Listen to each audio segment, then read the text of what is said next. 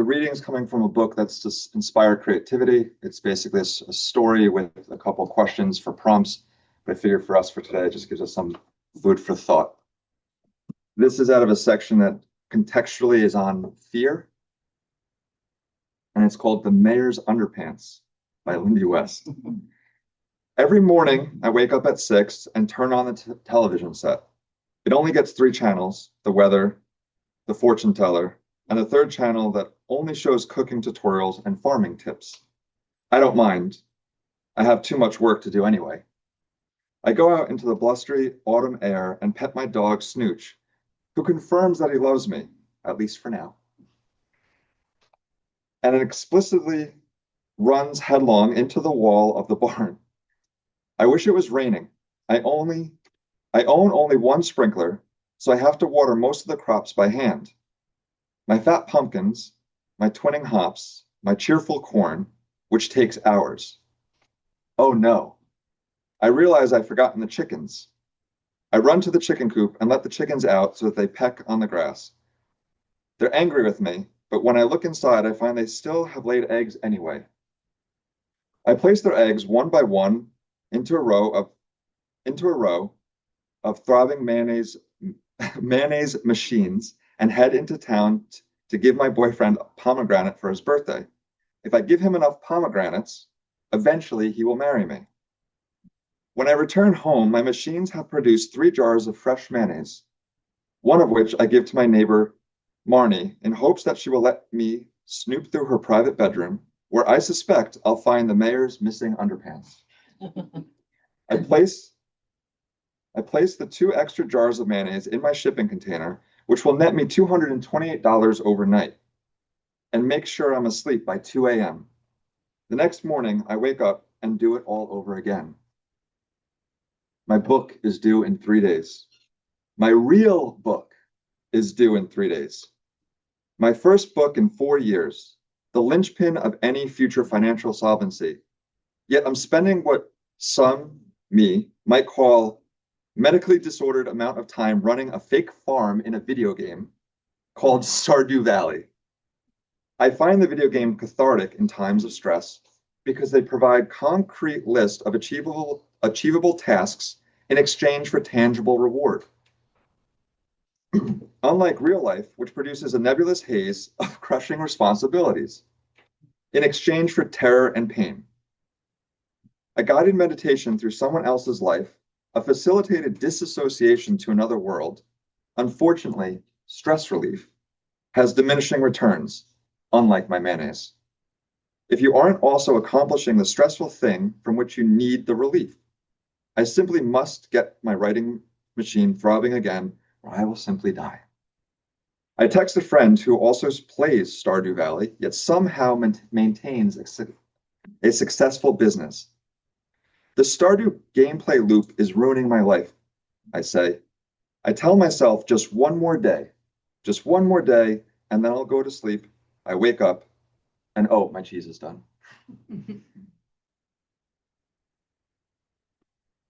Demetrius needs a pufferfish for his research, and I'm in the game all again. Gameplay loop is jargon for the set of repeating activities that make up the video game, usually with some sort of escalating incentive to keep players hooked. It's also known as a compulsion loop. It's what makes games fun, and it is what makes weak-minded procrastinators have to pay back their book advances.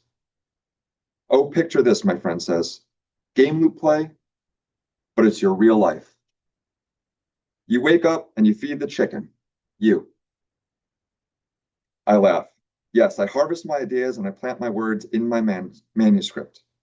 Truly, she says, you pet every pig in the barn, your mental health. To my surprise, the silly refrain works. The video game metaphor is set dressing, but I find myself fortified by my friend's easy conviction that I am worth prioritizing above feeding imaginary chickens. It's a tether, jerk me back into the real world. I have a real task to accomplish and a real reward at the end. I put the game away for now and think about how many mayonnaise will be waiting for me when I get back. Hell yes, I'll be rich. But think about, is there anything big in your life, professionally or personally, that you're avoiding of an alluring distraction? Are you hiding from big projects or big feelings by letting yourself be consumed by compulsion loop, literal or metaphorical? What would the ideal gameplay loop of your life look like? Thank you.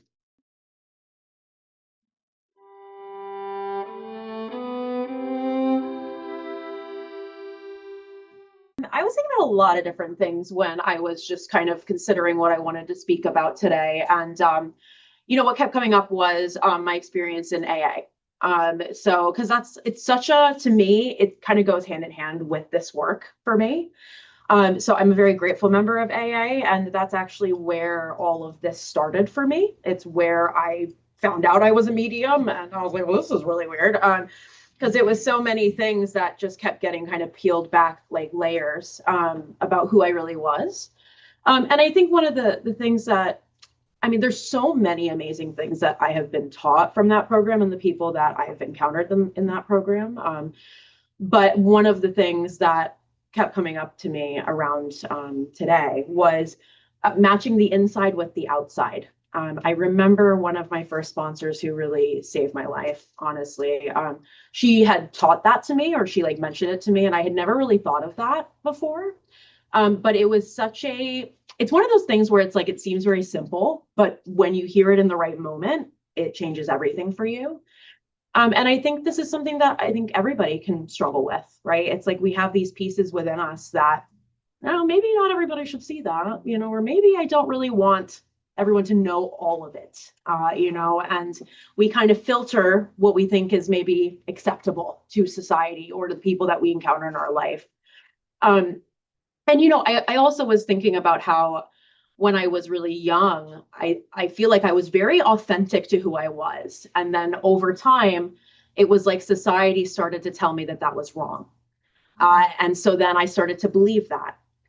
And, it led me into this whole very long period of a lot of struggle and a lot of things and addiction, all of these things of like believing this lie, right? This thing that like I didn't tell myself this, right? It was like all these other sources had been saying this. And again, I think this is a very universal thing.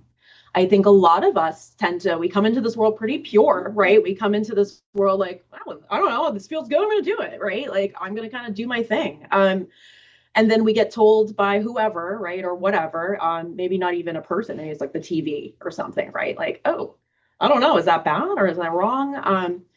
So I definitely, I kind of silenced a lot of who I was for a really long time. And again, I think mediumship is part of that, right? Our spirituality, our connection to something greater than us. And so for a really long time, I just kind of tried to navigate connecting with people, doing these things in this backwards way, in this way of like, this is the version that I think is supposed to work or whatever, and, I connected with people, but it was not very good. And it was not usually very healthy. And a lot of times it caused more suffering for me. And, again, and that's where to me, AA was like so magic because I was like, oh my God, like all these people are just fully themselves. And I think that's the thing that I really wanted to lean into here was just how what I love about AA, one of the many things, is that when you go there, it's like it's all your stuff. Like there's no filter, there's no like best version. It's literally this is everything. This is all the really scary stuff. This is all the, kind of embarrassing stuff. This is all of me. And you're loved, you're accepted, you're welcome. And people love you more for it. People want to know you, people want to connect with you. And it's the most freeing feeling I could ever like explain to people. And so, since then, it's interesting. It's like when I went into that new chapter, I really cut everyone out of my life that had been in my life since then. Because again, like those things had not been built on authenticity. It had not been built on who I was. It was built on that lie, right? And so all the relationships that I formed since then are like the most amazing, genuine, pure, consistent, and easy relationships, and that I'm just so forever grateful for.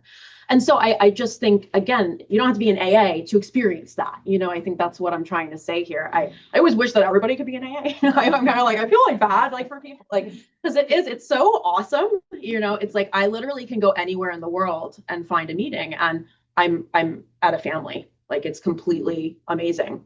And not a lot of people have that, and but I also look at that with the center. That is a very similar thing to me, right?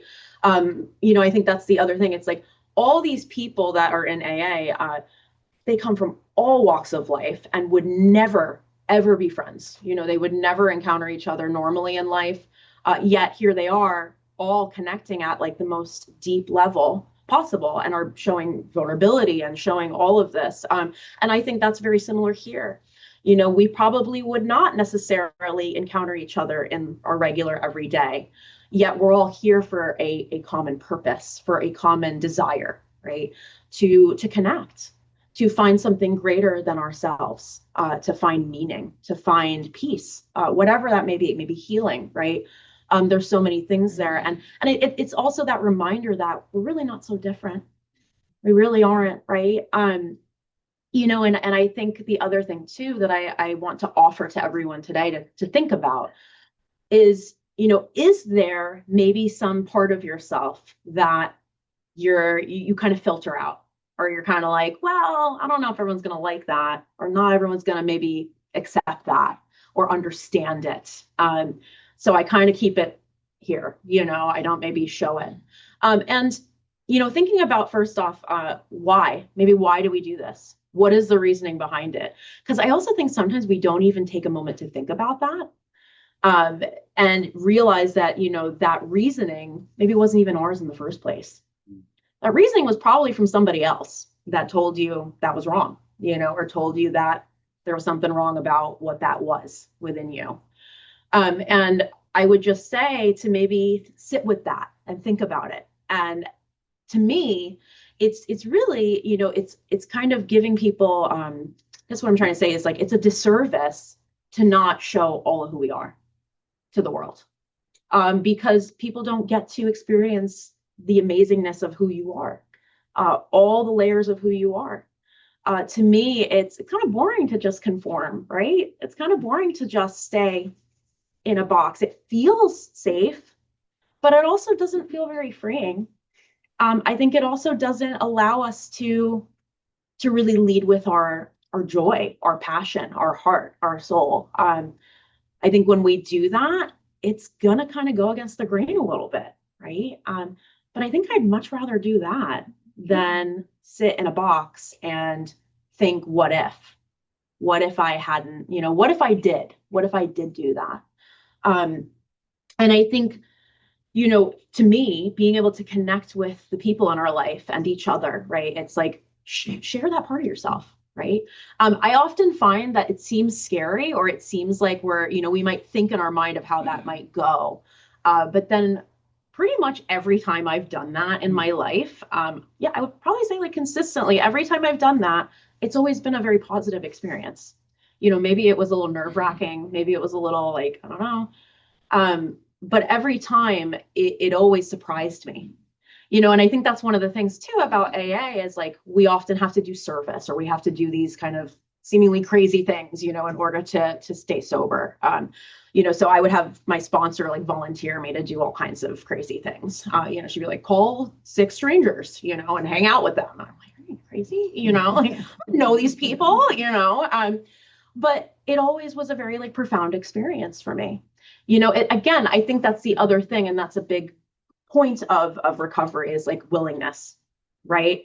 Again, like the willingness thing it's a protective thing, right? Like, well, I don't know, that seems a little weird. I don't know if I want to do that. I don't know how that's going to go.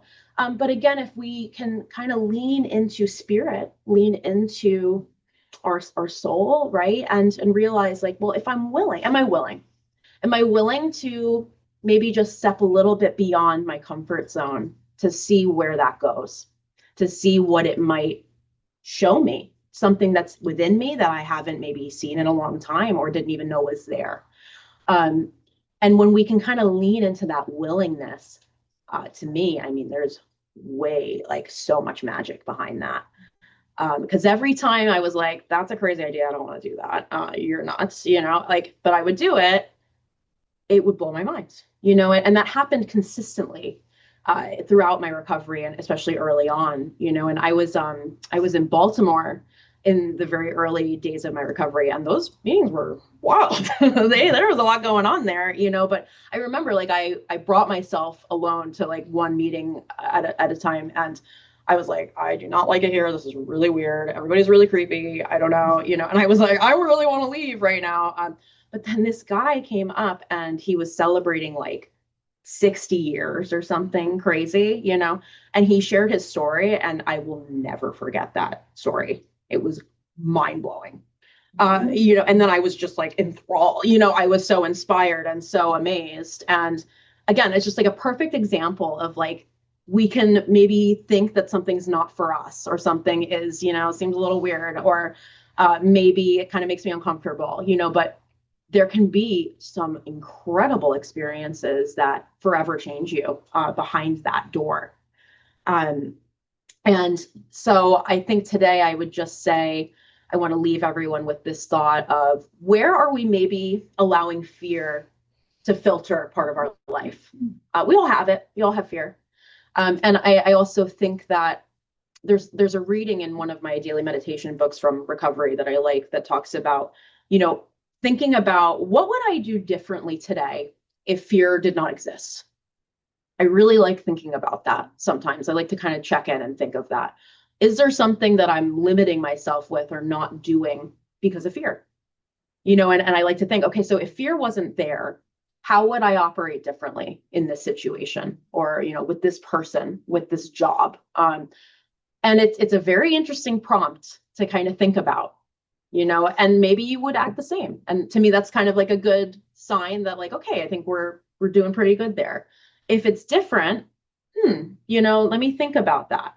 Why, right? Why am I allowing fear to limit that experience or keep me stuck in some way? So to me, I would just like to share with everyone, it's just to think about where you can maybe lean more into matching the inside with the outside today, and really be brave enough to allow the world to touch that and feel that, because it's a gift to give that to people, to share that with people. So yeah, I think I'll leave you with that. So thank you so much.